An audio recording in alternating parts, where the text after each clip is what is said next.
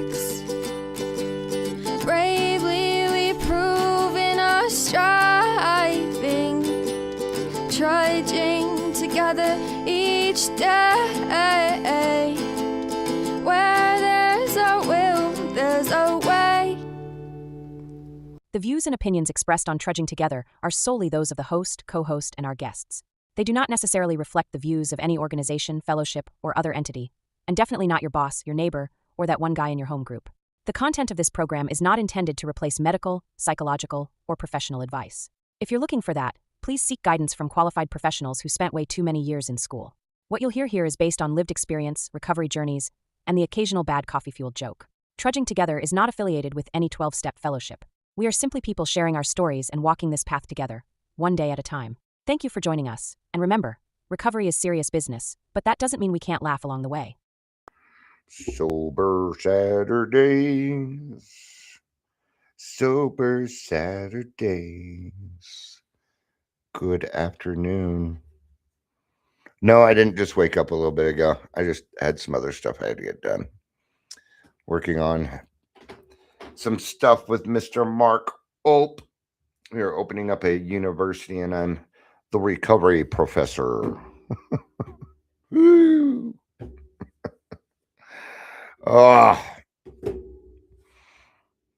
Updating our internet.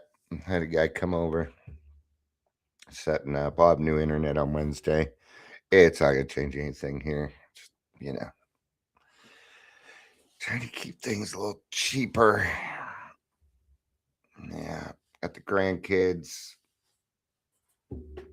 The second weekend in a row. Yeah. I was taking the grandkids once a month. Now I take them twice a month. Might take them a little bit more than that. They're growing up way too fast. Way too fast. All right. They decided to watch a movie last night. The choice was movie or there's a show that they're watching with grandma called Once Upon a Time. And they're like, movie. And so I was put on Raiders of the Lost Ark, and Alice is all, no, I hate that show. So I had to suffer through Night at the Museum too. Actually, it wasn't that bad.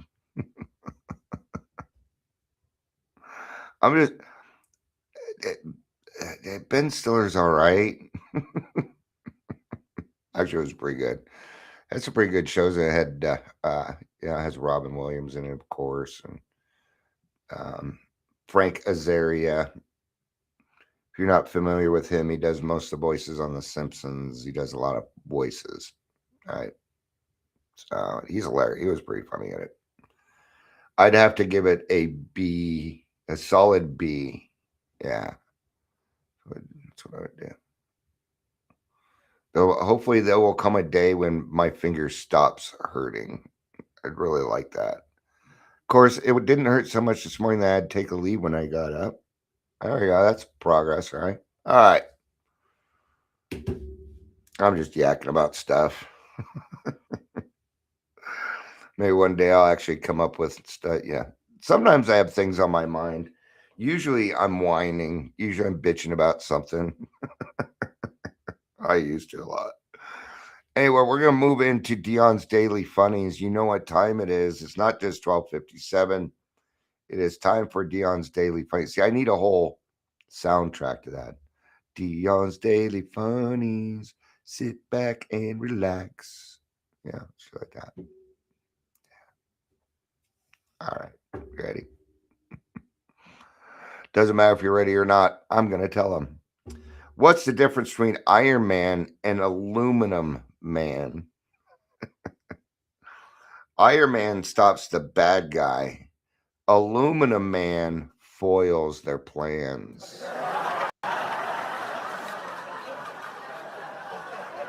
I've been foiled again by Aluminum Man. Humpty Dumpty had a great fall. He said his summer was pretty good too. He didn't just have a really great fall. He had a pretty good summer. My boss said, dress for the job you want, not for the job you have. So I went in as Batman. That's exactly what I would do. I'm Batman. I'm Batman. Batman. What do Keanu Reeves and Baby Yoda have in common? They age at the same rate.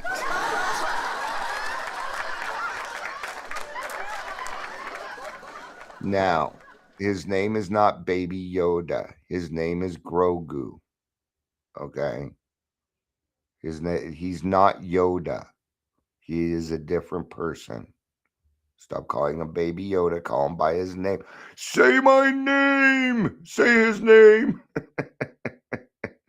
I did not get that joke. Keanu Reeves and Baby Yoda. Is it just Keanu Reeves doesn't look like he's aging? Is that what it was? Anyway. All right, let's move on. Why did the Rolling Stones stop making music? Because they got to the bottom of the hill.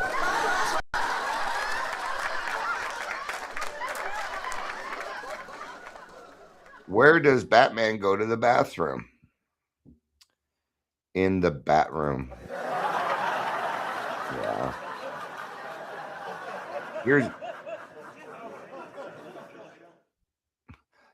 This is a different spin on the same joke from earlier, and we'll stop here.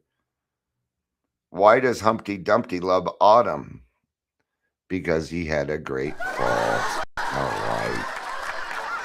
Silly.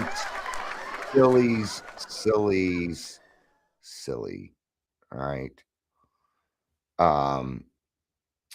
So today we are talking about, do we have a choice over the drink? Do we have a choice over the first drink? Because it states in the big book that at certain times the alcoholic has no mental defense against the first drink. Is that always true? It might not.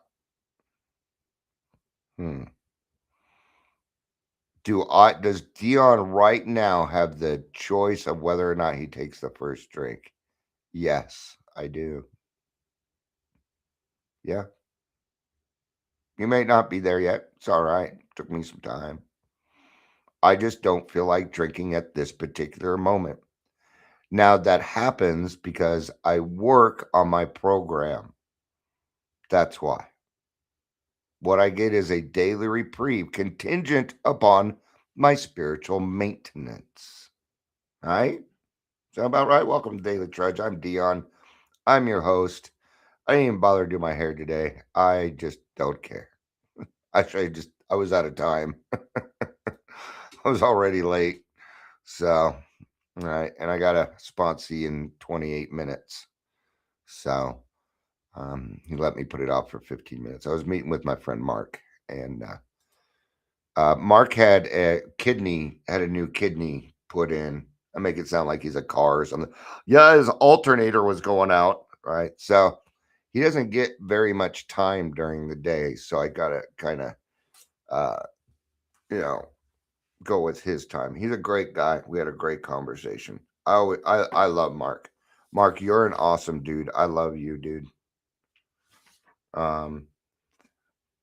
He could pick from a lot of different people. He knows a lot of different people. He knows what he's doing. But he really likes what I do. And, my persistence, my, not giving up. 8 years of doing this. I'm over 8 years now. So anyway, doesn't matter. Doesn't matter. All right. So we're actually going to go to page 21 here real quick. We're going to read this very quickly. All right. Just to give us an idea. This is what we call the page 21 drunk. And what I do is the first time I meet with a sponsee,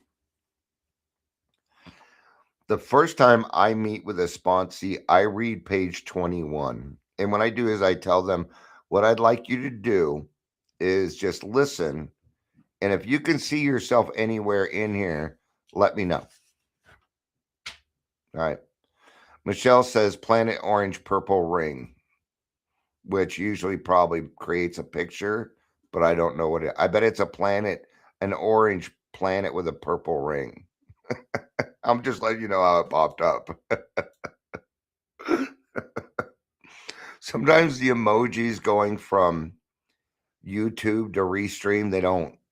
Yeah, they're still kind of conflictive, so it pops up as that. Thank you, though. But what about the real alcoholic? He may start off as a moderate drinker. He may or may not become a continuous hard drinker.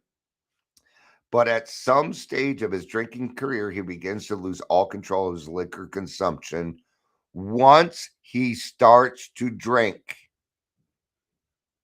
Once he starts to drink. Now, if we never took the first drink, would it matter? You think you need alcohol to act the way that you act, do you? No, you don't. I don't. So, what did they say? Once he starts to drink, all right? Now, the obsession has been lifted from me. Yeah, it was lifted from me 10 years ago. I have not had a compulsion to drink since. It's how it's been for me. Hey, but I'm the kind of person where I'm all or nothing. Hey, if I had the obsession, I need it that way. If I had the obsession, I would not be able to handle it. I'm going to tell you flat out, I would not be able to handle it. Okay. All right. So here's a fellow who's been puzzling you, especially in his lack of control. He does absurd, incredible, tragic things while drinking. He is a real Dr. Jekyll and Mr. Hyde. That's usually the one people catch it. That's usually the where people are like, oh yeah, that's me. That's why I like that it's in the beginning. That's just the start. He is seldom mildly intoxicated. He was always more or less insanely drunk. His disposition while drinking resembles his normal nature, but little. So, really? What normal nature is that? Because I don't know. I still had the same attitude before I started drinking. It might be different for other people, right? We're all kind of, it is kind of different. And that's okay too. He may be one of the finest fellows in the world, yet let him drink for a day and he frequently becomes disgustingly and even dangerously antisocial. I do not need alcohol. Again, I don't need alcohol for that. Okay.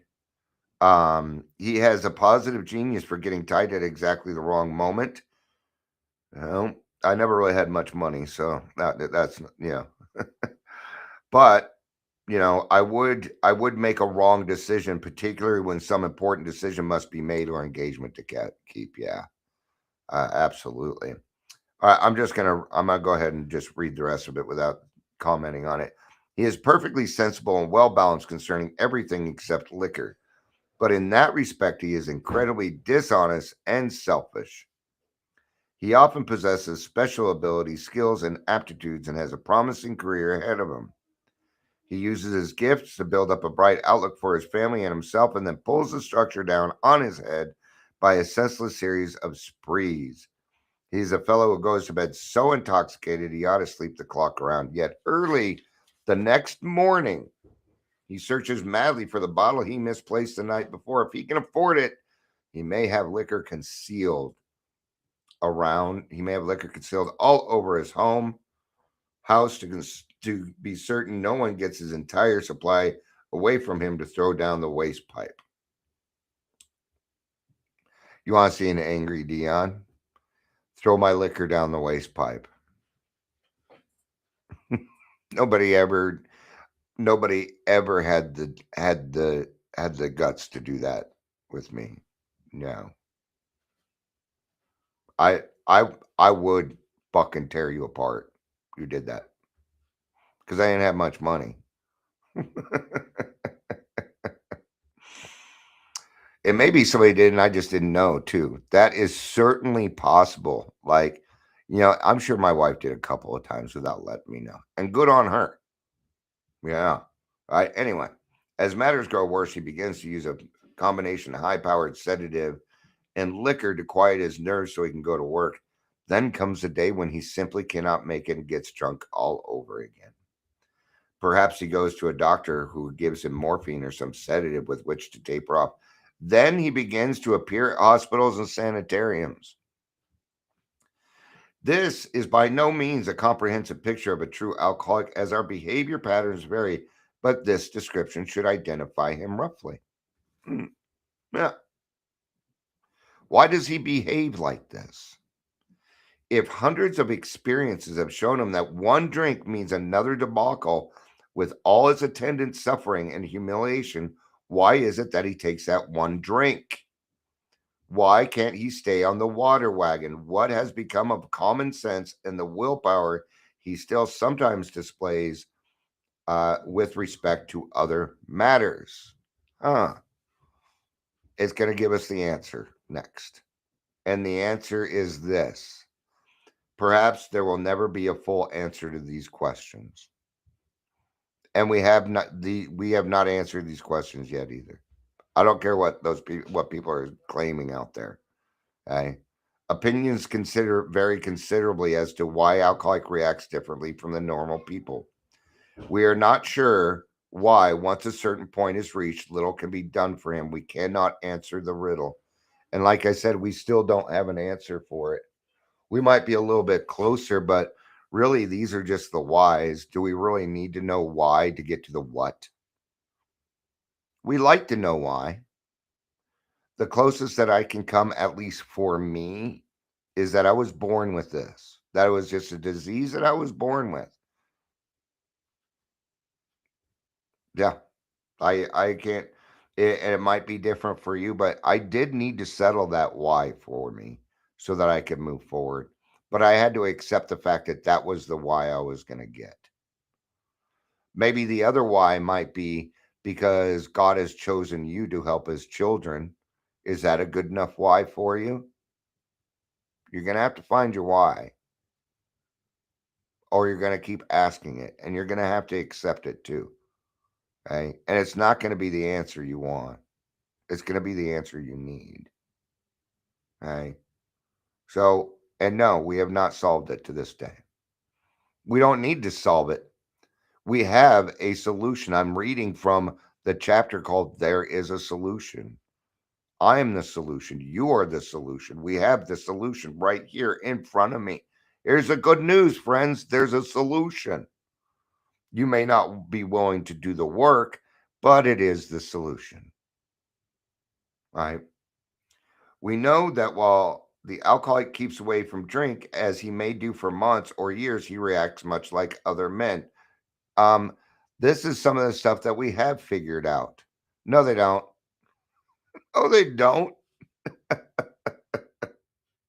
No, they're cranky and irritable. We call it a dry drunk for a reason.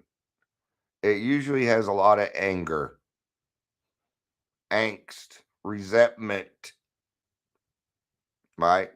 I don't necessarily agree with that. Now, once we get into recovery, get to that 10th step, then yes, I do think that we act a lot more like our normal nature and like other people in our community, right? We're equally positive that once he takes any alcohol, whatever, into his system, something happens. This I agree with, both in the bodily and mental sense. I don't think it's just bodily and mental. I also think it's emotional and spiritual sense. It changes me. What you doing, girls? I'm going to the bathroom. Okay. All right. Just checking in on you. The wife is shopping, so I don't want to sit here and say I'm watching my grandkids because I'm not. It's like I'm babysitting my son today. Okay. All right, absentee father. Whatever into a system, something happens both in the bodily and mentally sense, which makes it virtually impossible for him to stop. The experience from experience of any alcoholic will abundantly confirm these. No. Once I take a drink, it's over with. Now, it is when I take a drink willingly. When I am set out to take. Like somebody passes a drink over to me and I turn it down. Right now, there was a time I used to go to Deadbeat Club a lot. This is when I was sober the first time. I'd never drank in a bar. Bars did not trigger me into drinking.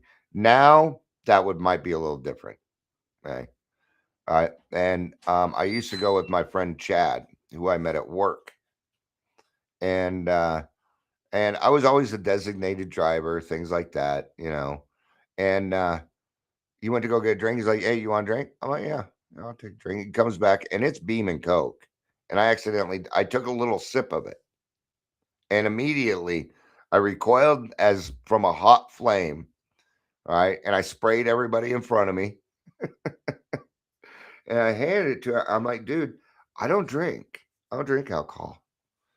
I'm a recovering alcoholic." He's like, "What?" I've been hanging out with this dude for 6 months. He never knew. It just never came up. Right. In that case, no, I did not. It did not trigger me. It did not do anything. I went on with my night. Right. But when I decide to willingly put alcohol in my body, that's when everything changes. Right. These observations would be academic and pointless if our friend never took the first drink. But it wasn't the alcohol, it's my nature, for me anyway, thereby setting the terrible cycle in motion. Therefore, the main problem the alcoholic centers in his mind rather than his body. Yes, absolutely. If you ask him why he started on that last bender, chances are he will offer you one of 100 alibis. Sometimes these excuses have a certain plausibility, but none of them really make sense in the light of the havoc an alcoholic's drinking bout creates. They sound like the philosophy of a man who, having a headache, beats himself on the head with a hammer so he can't feel the ache. If you draw this fallacious reasoning to the attention of an alcoholic, he will laugh it off or become irritated and refuse to talk. Yes. I don't know how many times I was told, "Dion, you are very contradicting." Give me a second here.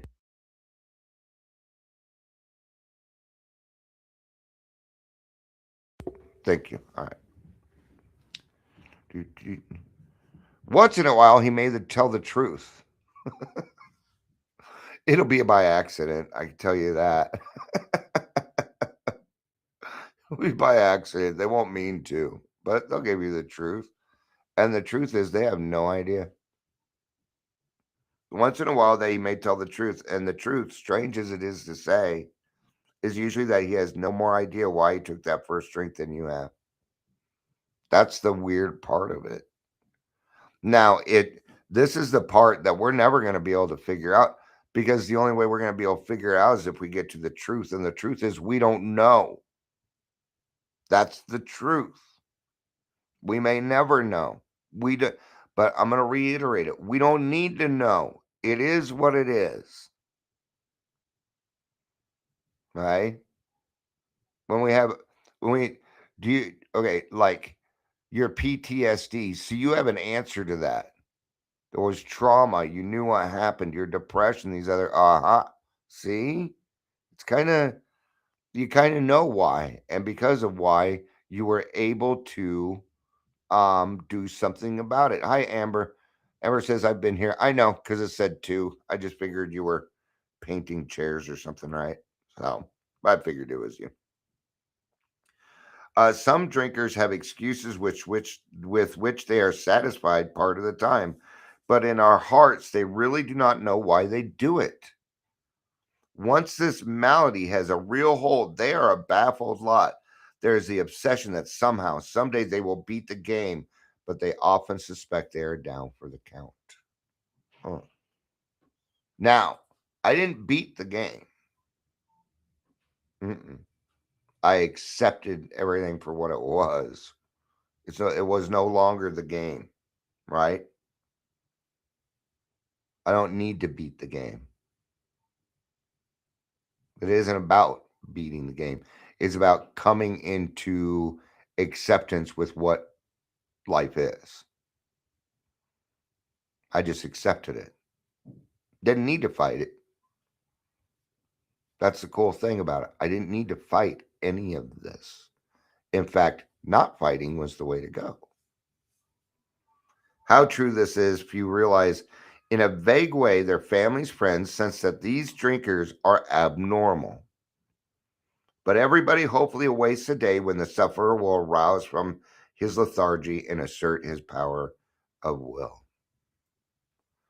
The tragic truth is that if a man is a real alcoholic, the happy day may not arrive. He has lost control. At a certain point in the drinking of every alcoholic, he passes into a state where the most powerful desire to stop drinking is of absolutely no avail. The tragic situation has already arrived at practically every case long before it is suspected. This is why prevention is important. Yeah. Now, if you are an alcoholic, could be, and you have more than one child, it's probably going to be your second child. That's going to be the alcoholic. Unfortunately, you cannot break that generational curse. I wish you could. I wish I could make sure that my grandkids were normal drinkers before I got out of here, but that is beyond me. So you got to be the best example. You got to be the person that they can come to if it does happen. Do not put them down. Tough love is not going to do that. That drove me away. It made me be more dishonest. And it's not always easy to do, to let them do it, man. Anyway, I've been there where the most powerful desire to stop drinking, I just didn't have it. Never did. Right? The fact is that most alcoholics, for reasons yet obscure, have lost the power of choice and drink. So yes, I have a lot. Now I'm going to take this on a different route. But earlier, Dion, you said you had a choice. I did. Okay, that is still true. All right.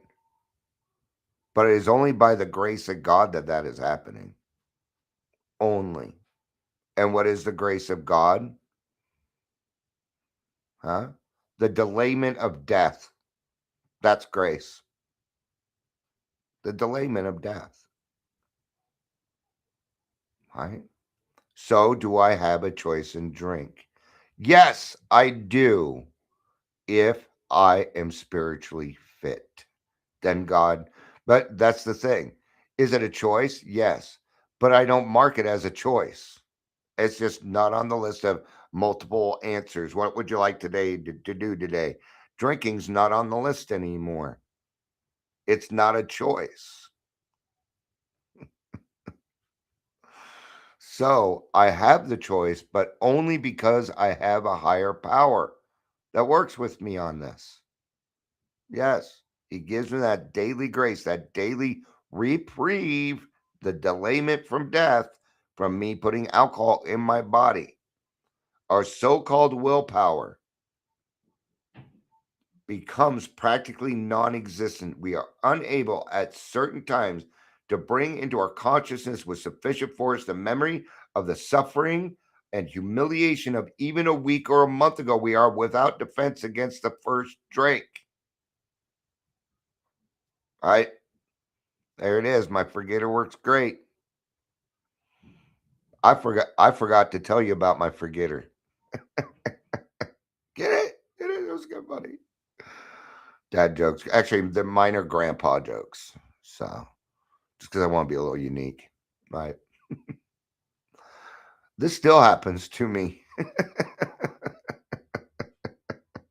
Right. But this was not an odd weekend for Dion when he was drinking. Jail Friday, out on Saturday, drunk on Saturday. Start drinking after Saturday. There's court on Tuesday. Well, I've forgotten by then already because it was more. My drinking was more important. The fact that I was out was enough, and I forgot. I had court. It was only 2-3 days. This was regular for me, right? The almost certain consequence that follow taking even a glass of beer do not crowd into the mind to deter us. If these thoughts occur, they are hazy and readily supplanted with the threat of the bare idea that we shall handle ourselves like other people. There is a complete failure of the kind of defense that keeps one from putting his hand on a hot stove. All right. So I got to kind of wrap this up. So I'm going to do one more paragraph, but I'm going to move forward a little bit in the book. There is a solution. Almost none of us like the self searching, the leveling of pride, the confession of shortcomings, which the process requires for a successful consummation.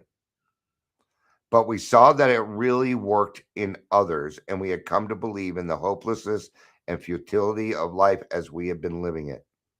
Right. So we came into AA because our life was hopeless in the way that we had been living it.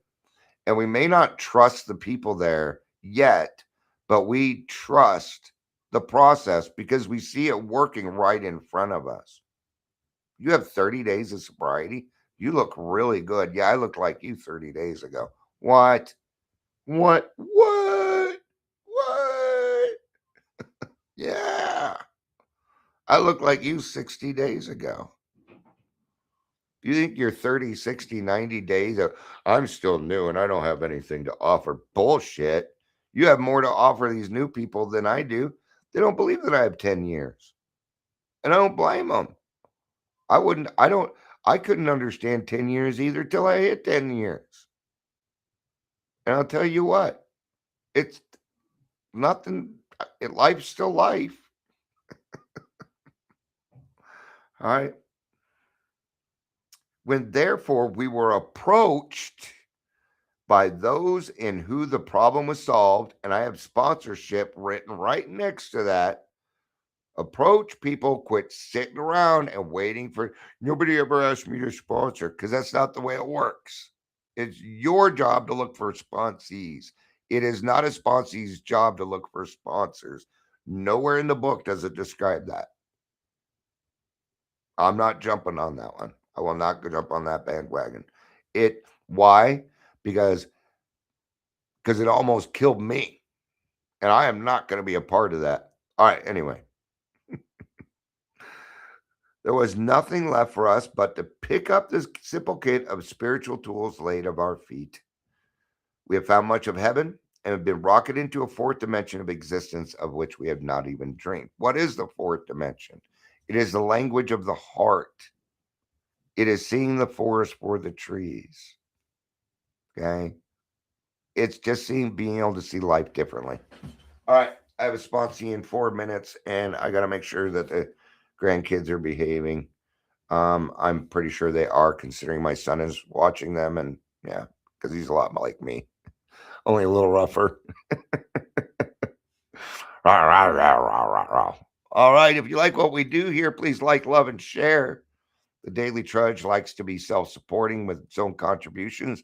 You can contribute any however you want to. All right, Venmo at Trudging Together, Cash App Dion G. Miller. Thank you, everybody, for being here. I appreciate it. I love you. You know I do. Peace out. And keep on trudging.